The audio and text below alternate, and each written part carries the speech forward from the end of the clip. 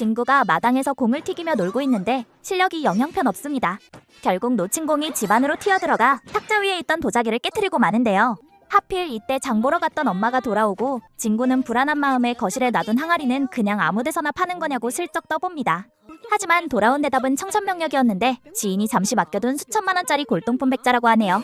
항상 무슨 일이 생길 때마다 도라에몽에게 매달리는 우리의 애견남 노진구는 헐레벌떡 방으로 뛰어올라가 다급하게 도라에몽을 부릅니다. 그런데 도라에몽은 허공만 멍하니 바라볼 뿐 아무 반응이 없고 손을 대니 몸이 쑥 통과해버리는데 알고 보니 이건 진짜가 아니라 도라에몽이 팥빵을 지키기 위해 낙서펜으로 그려둔 가짜였습니다. 이 펜으로 낙서를 하면 뭐든지 진짜 실물처럼 보이는 기능이 있다는데 시험삼아 바닥에 팥빵을 그리니 도라에몽 눈에는 정말 먹음직스러운 빵으로 보입니다. 신기한 건 나중 문제고 진구는 비싼 도자기를 깨뜨렸다고 도라에몽에게 이실직고하고 보건광선을 빌려달라고 하죠. 도라에몽이 급하게 보건광선을 꺼내 쏴보지만 이게 고장이 난 건지 도자기는 꿈쩍도 하지 않고 그때 문 앞에서 엄마가 왜 이렇게 시끄럽냐며 들어오려는데요. 도라에몽은 도자기 같은 건 깨지 않았으니 걱정 말라고 순진한 대답을 하지만 그 대답에 더 의심이 생긴 엄마는 결국 밀고 들어오죠.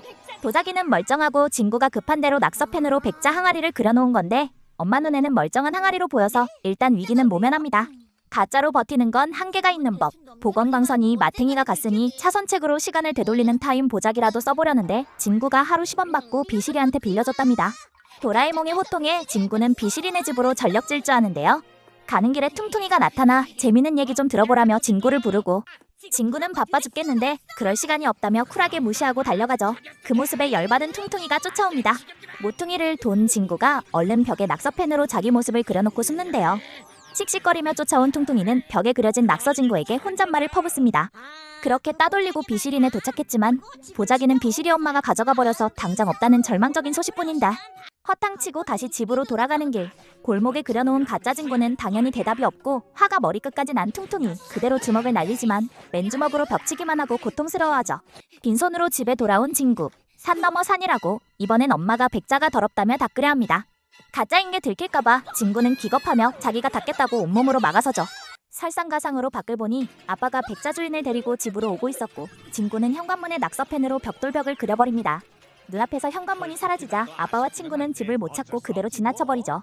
비실이에게 전화로 독촉해보지만 여전히 소식은 없고 그 사이 결국 엄마가 구석에 숨겨둔 깨진 백자 조각 보따리를 발견하고 말았는데요. 엄마의 추궁에 진구는 횡설수설하며 어쩔 줄 몰라 하는데